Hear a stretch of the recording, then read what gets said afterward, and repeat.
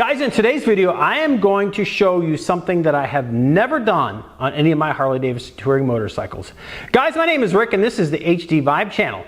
And in today's video, if you spend a little time with me, I'm actually going to show you how to change out your rear fender on your Harley Davidson Touring motorcycle. And again, this is going to apply for your Street Glide Special, Road Glide Special, Electra Glide Standards, Road Kings or Road King Specials, or pretty much any of the other models in the Touring lineup. And what I'm going to do is actually put a CVO style fender on the rear of this bike, color matched by Hogworkz. I'm also, and have put some Custom Dynamics products, which I'll show you those once we get to putting the fender on. And I will also give you at the end, so stay tuned to the end, a price comparison between the color matched version of the CVO style fender from Hogworkz as well as the Harley Davidson version. And we'll get into all that right after this.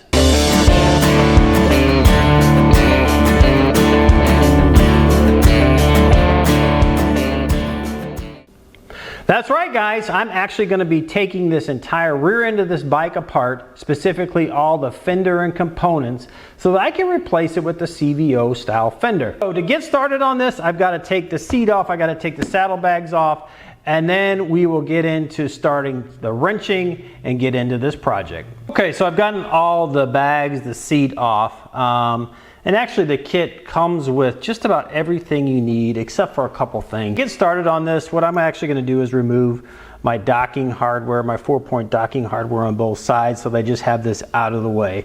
So let me do that real quick. That's a T45, so just loosen that up. And again, this is stock Harley Davidson docking hardware that I have on here. So the next bolt we'll remove is actually through this strut that comes down. There's an opening here. There's a T40 bolt that's kind of inside of this chrome structure here, and we'll loosen that up. I've already got this loose, and then we'll bring that out. It's a little challenging to get that bolt out, so I probably will have to get my magnet to pull that out. So there's one exactly like this on the other side, so I'll get that one loosened up and then we'll move on to the next step. Okay, so the next bolt that holds the fender onto the frame is actually through here. It's a T40, and unfortunately I cannot get my T40 bit through this. This was where the clip is to attach your saddlebag onto the bike. I cannot get my T40 in there because it's a little bit too wide, and this is almost the exact same width as my bit. So what I'm going to have to end up doing, which I was hoping I could avoid, but actually at the end of the day it's probably going to make it easier to get the new fender in and get the old one out, is actually remove this chrome piece that runs here that connects into the frame. So I think what it involves there is I'm going to have to remove this bolt here. Then there's the two T40s that are down here. If you remember when I put on the saddlebag guards in a recent video, you probably saw that there's a T40 here and a T40 here, which I actually need to loosen the one T40 up anyway to get this whole plate to come off of there. So I'm going to go ahead and get all of those bolts out and then see how this comes off. It should be pretty straightforward. There's a few clips here that are holding onto that for some of the wiring that's going up to the bike, but when I get that off, we'll come back. So I've gotten all the bolts out, so now I'm able to take this trim piece off of here. It is bound up. I can't get it off completely because I do have some wires running through there. So I have some of my Custom Dynamics, which obviously I'll have to disconnect anyway, so I'll be able to pull that through. And then there's one other wire, that cable that's running through there. I believe it's actually running down to the light that's in the fascia. So once I get that pulled through, then I'll be able to get this complete, this trim piece off of here. But essentially what I needed to do that was so I could get to this T40 bolt here, which is I think the last bolt that holds the fender into the frame. So I'm going to repeat this on the other side, and for now I'll just kind of have this hang here. But again, it was just a couple bolts. There was one that holds the strap that goes across that went in here. There was one bolt here, and then the two bolts down holding the slip-on onto the frame of the bike. So once I took those off, that loosened this up, which actually is going to make it easier to get that fender out of this frame area without getting any damage to it. And so the last bolt I'll have to take out on this side is the one that's right here. It's going through the frame into the fender. So I'll pop that out, and then the frame on this left side will be pretty much loose. As you can see, that fender's already starting to move a little bit, so I need to be a little careful. But now I'll just repeat that on the other side, and I think, other than maybe disconnecting some of the lighting cables going to the back of the bike, I should be able to then pull this fender off. So I've gotten this frame piece off of both sides now. So to release this side, obviously I've got the antenna disconnected, but there's a wire that runs from the front of the bike back to the back of the bike. And honestly, I think it is actually the wire that goes down to the rear triple play light, the triple light in the back. So it's actually connected by, there's a bolt on these fascias here. So I'm going to loosen these bolts, and I think I'll be able to disconnect that wire and then take that wire out of the triple light in the back. And then that should allow me then to just lift this fender off and see what we got, because some of this wiring I'm actually going to have to pull out of the bike and replace it with a new wiring harness for the new fender. All the bolts are out now, so as you can see, the fender is loose. I believe it's going to come out now. So you just got to kind of be careful here. And I'm going to work this thing out. I think I'm going to have to squeeze this in just a little bit, but once I got all of the bolts loosened, it just sort of dropped on top of the tire. And I'm just going to carefully work this out, kind of sliding it down and then pulling it out, and we should then be ready to begin getting everything set for putting in the new CVO style fender. So we got the old fender off. Now we've got to work with some of these cables. Obviously this is my antenna. I'll keep that on there. I think it should work just fine with the new fender. So now that I've got the fender off, I'm left with this stock harness. This was the harness that went to the back. It went to the tri-bar light underneath, which then that fed up through to the turn signals, the brake and run in the back, as well as the light for the license plate. So what I need to do is get that out of here now. And so to do that, I actually removed these were T40s on this side panel, just so I could get in here and see. So I've pulled this through. This was actually coming up through here. So I pulled this through now, and I think there's just a zip tie, this zip tie here.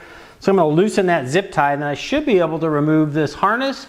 And then I'm actually just going to keep it in case I ever go back to a stock rear fender on this. I don't know that I ever would, but just in case, and I'll just reconnect it back to the tri-bar light that's on the back of the stock fender. So I took these two nuts off of these bolts, which is actually a bracket. Then you just have to pop these plastic. Essentially they're just holding that bracket on there. So we'll pop those off, and then that'll allow that to just slip on through. So let me get that now.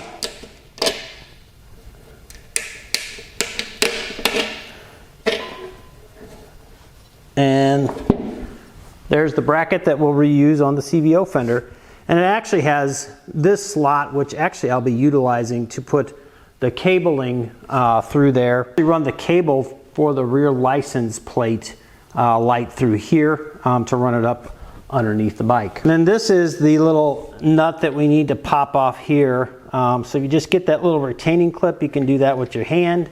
And as you can see, that drops out really easy. And the last part that we'll actually need to reuse, which I actually forgot, is this bracket here. This is what actually holds this fascia portion on. So I'll need to remove that, which actually now is just this one bolt right here. So I'll take that out, and then we'll actually reuse that onto the CVO fender as well, as that will be the main place where this connects the fascia to the frame of the bike. The last parts I think that I'm actually going to reuse is these bolts that are in the fender. The Hogworkz one actually does come with those bolts as well, but I think I'm just going to go ahead and reuse the stock one since I have them.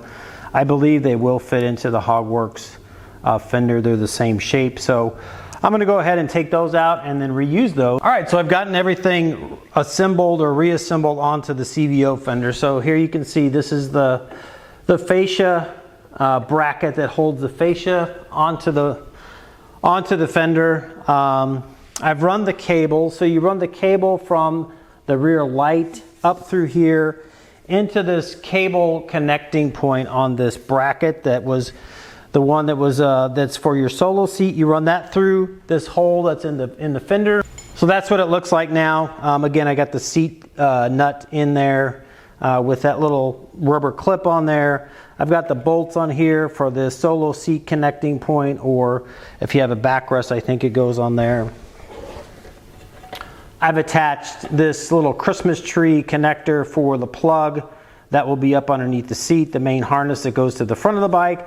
This is obviously now the main harness that goes to the back of the bike with the wiring for the rear license plate light running through here, and then I will connect the turn signal, run turn signal lighting to the rail that we took off, and we'll put that back on. I've got the bolts here on the side where the connecting point. I just went ahead and reused the stock one. So now we're pretty much set. I'm going to actually test all of the lighting just to make sure I've got everything connected properly before we actually go ahead and connect this into the bike. Okay, so the last thing I need to do before I actually put this onto the bike is, as you can see, this cord that runs the lighting for the license plate is loose. And there's no trough in here or no connecting point. So I'm actually gonna make a connection point with these little zip tie connectors here. I just bought a bunch of them from Amazon. So I cleaned this off really well to get any residue off there, and I'm just gonna stick that in the fender here and then zip tie that down. So I just put 1, 2, 3, 4 of those little zip tie connectors that are 3M taped to that, and they're pretty solid. I don't think it's gonna go anywhere. Plus, with 4 of them, if one of them lets loose, it should be fine. I'm not going to be going out in any water anytime soon, so those should cure up pretty nicely, and they seem to be sticking pretty well. Plus, I still have the connecting point here with this bracket that came off of the stock fender, so we should be pretty good. So I've got the fender aligned. I got some off-camera help. We basically sort of slid it in, laying it right on the wheel, on the tire. And then when we got it into position where these bolts lined up with the nuts that were on that we put onto the fender, I just sort of lifted them up into position, and there's like a slot back here in the frame. Got them lined up, and then just make sure you're not cross threading. Make sure they thread in easy. Essentially, I've been able to hand tighten these, and now I'm going to go ahead and tighten these down. You might want to put some blue Loctite on here. I'll probably do a little bit of that, but I just wanted to get this lined up and make sure we're in good shape, and I'll start reassembling. So now I've got everything bolted on. So the key to this was really keeping everything loose while you were reattaching all the bolts. And then what I did was I reattached all the bolts down here by the slip-ons. And the one trick I did do again on this, and if you want to watch my video on how to install saddlebag guards on the CVO, I'll pop a card up here. But this bolt, the bit portion usually faces to the back, or is facing forward. I turned it around so that you can actually get the bit in there to tighten these up. So I need to tighten those up still. I got the rails back on. I need to put still the 4-point docking. I'm actually going to switch it out. I had Harley Davidson version. I'm going to put a black version of Hogworkz on here. So guys, that's it. We've got this installed. Pretty simple installation. Just take your time. I would say give yourself at least 2 to 3 hours. It took me a little bit longer than that just because I was filming so you guys could see exactly how this came apart. It went back together, but everything lined up perfectly. No issues, and as you can see, the color match paint from Hogworkz is identical to this on the saddlebag, so no issues whatsoever. I'm super pleased with this. A great outcome. But let's talk about the price. So the price of this fender, and again, it had the CVO style LED lights and the CVO style License plate bracket, which I changed out, which I'll talk about in a second. This is about $849.95, I believe, but I'll have a link down in the description for the exact price and link directly to this. Now, if you want to go with the Harley Davidson version, you can't even get a color match version from them directly from the factory, I don't think. But at a minimum, the Prime version is about $1,135. So quite a significant increase in cost over the Hogworkz version, and you still have to get it be painted, so you're probably looking at another $300 or so to get it painted. And, you know, you're going to spend a lot more money. Same installation process, same general overall fit, I'm sure. The finish on this paint is excellent. So I'll put links to both of those down in the description if you want to go Hogworkz or you want to go Harley Davidson. Either way. So now let's talk about the lighting. So let me turn this on.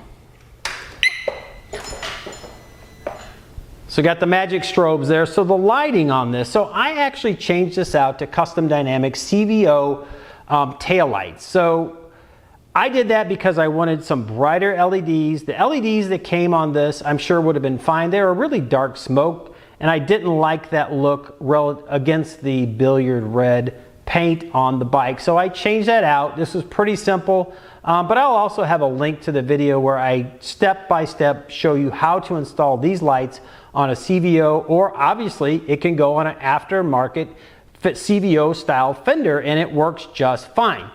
The other thing I changed was actually the license plate bracket. So Custom Dynamics was kind enough to send this out to me. It is a CVO license plate bracket. It is curved.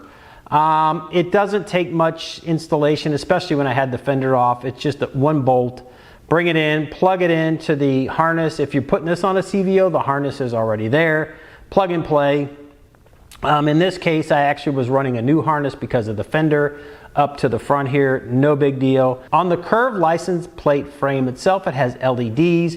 It's actually two different parts. So you can actually just get the curved license plate frame, or you can get the frame and the actual kit that goes behind it, the bracket itself that connects to the bike. So I think it looks awesome on the bike. Honestly, I kind of wish now that I switch that out and put that on the CVO, because it is a really nice look. You do have to notch your license plate on the one side because there is a wire obviously for the LEDs that run across that frame, but that's not a big deal. You actually can't even see it, so it looks really cool. So guys, that's it. I showed you the install of this fender. We talked about the prices between the Hogworkz version and the Harley Davidson version. I showed you some Custom Dynamics lights and license plate bracket that I put on this fender specifically that are made for CVOs, but obviously in an aftermarket application they work as well. I also have the magic strobe on there, so I get strobing pattern. Obviously it works with my low profile bag light. So guys, if you found value in this video, please give it a thumbs up. Also consider sharing this with your friends if someone else is interested in putting a CVO style or changing their fender out on their Harley Davidson Touring motorcycle. If they follow this video, they can do it as well. Also, consider subscribing to the channel if you haven't already. And if you do subscribe to the channel, please leave a comment down below saying I subscribe, so I can personally reach out and thank you for supporting the channel. And also, speaking of comments, leave some comments down below. Let me know what you think about this. You know, I really like the CVO style. And I came accustomed to it when I got the 2021 Street Glide CVO, and I really like the look on the Road Glide. I got one other thing that I might want to do up front on this to make it even look a mix between a CVO, a Special, and maybe an ST. But as you know, I put the 447 cam on this. This thing really runs. I'll put a link to that video right up here or at the end as well, so you can see that. But guys, with that, I'm going to leave you with this thought. Life is short, get out and ride the bike. Thanks for stopping by, and we'll see you on the next one. Bye now.